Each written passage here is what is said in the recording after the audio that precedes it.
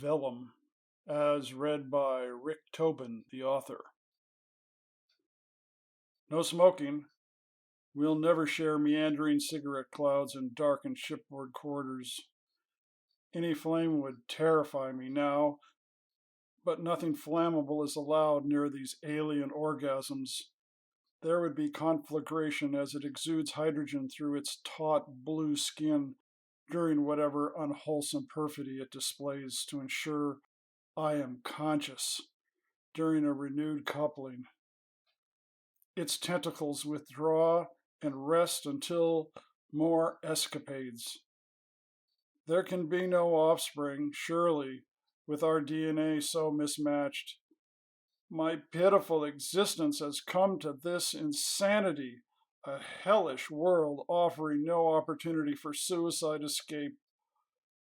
Until I find my final solution, this farce of sexual release will play out, as does my daily forced ingestion of green goo flushed down my craggy throat to guarantee my continuance for their pleasure.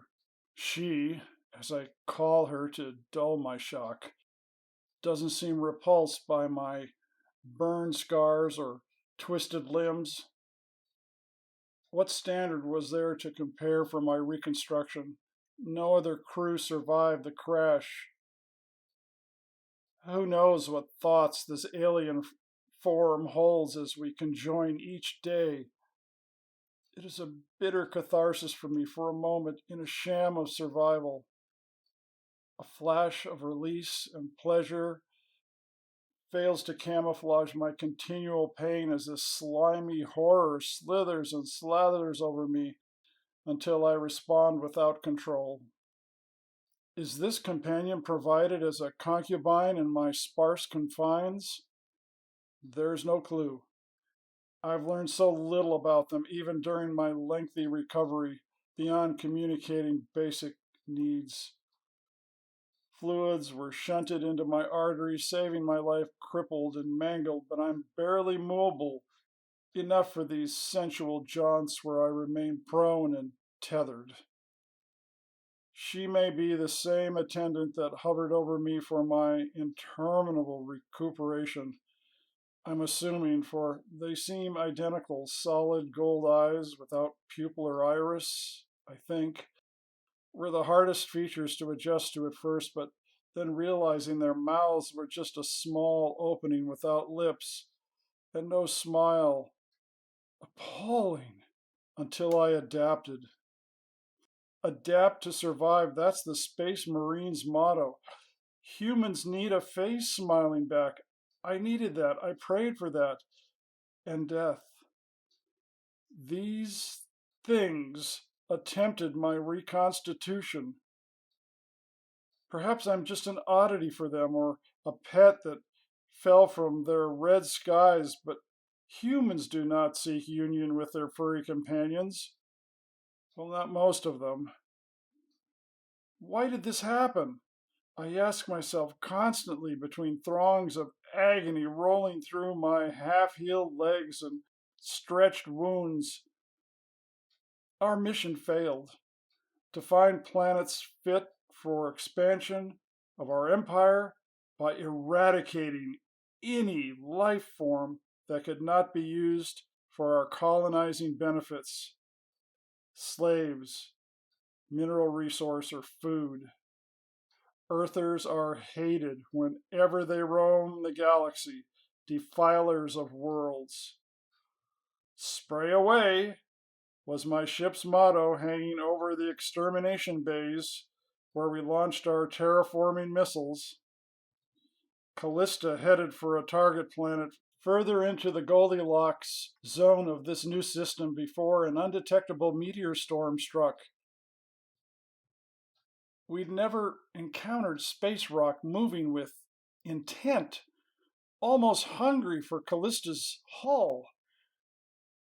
Sarah, our brilliant pilot, used every skill to seek a safe landing site as Callista's bulkheads failed. I remember blazing heat as our shielding melted away in an uncontrolled entry. If the atmosphere had been richer in oxygen, I'd still be floating as vapor around this rock. Heat and stench of melting organometallic compounds from the inner walls recycling within me, but also the warmth of Sarah's shoulder and her tangled black hair's aroma after showering. Nights with her on our voyage were my treasure. We weren't coupled at takeoff, but things progressed in small steps until an accidental pressing in a tight passageway during turbulence gave way to uncontrolled passions.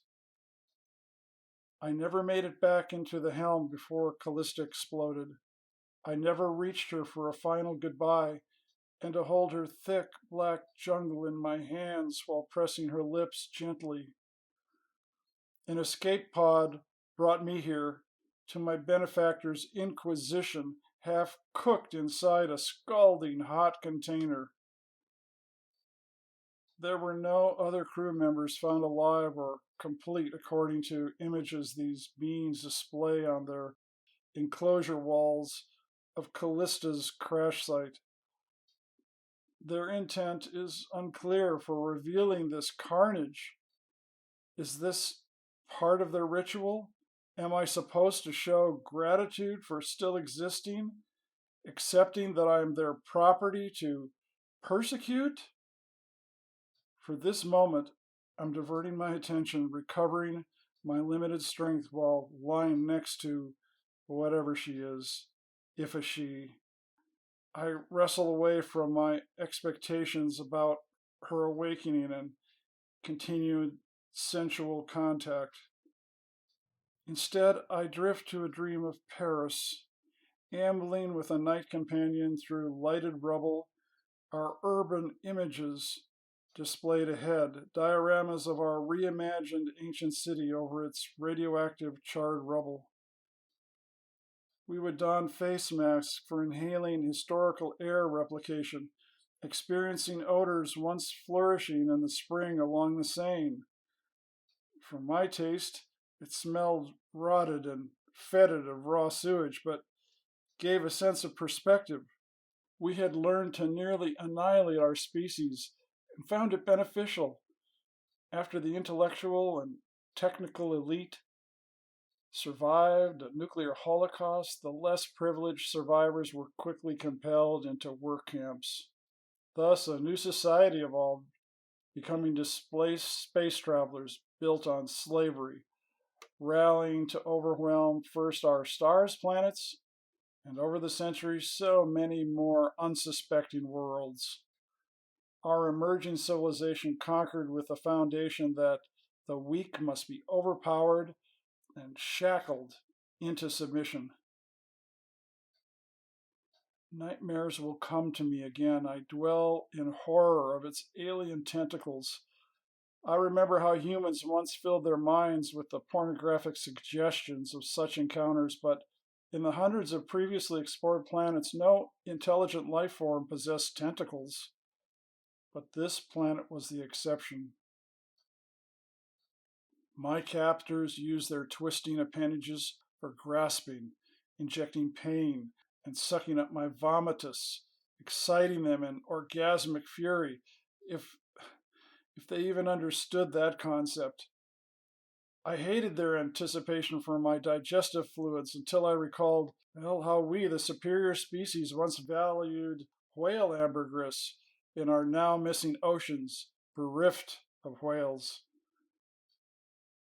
Some sessions past, my revulsion overwhelmed me. My heart pounded to near bursting, or what they have designed as my heart. I finally saw my right arm, but it had red hair and a tattoo of the Canadian Rockies.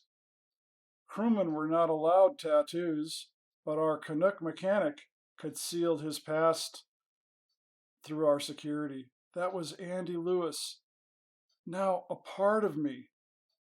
Or is it us? In this immortality, his reincarnation, I felt like a Frankenstein creation, seeing my left foot with 4 little toes, while my right was claw-like with but 2 big toes. Then my breathing halted. They must have noticed. Two creatures worked diligently to stabilize my body without knowing I had seen the long black locks from what was my new head draping over my scarred chest, Sarah's hair over Sarah's breasts. Senses of longevity are lost to me during my continued maintenance, like a puppet with strings renewed each day. Is this madness? When repetitious exhaustion, pain, and humiliation exist without perception of time? How humanity dreamed of eternity through life extension. How we dreamed. But what if I continue forever as they keep replacing my failing parts with other recovered crew organs? Our hopes of immortality become my nightmares. She's approaching me. Again, again. We once prayed. I pray every day that humans will find this hellish planet. Please, someone, find this place. Spray this place, I beg you, if there is a higher power listening. Spray me. Spray me.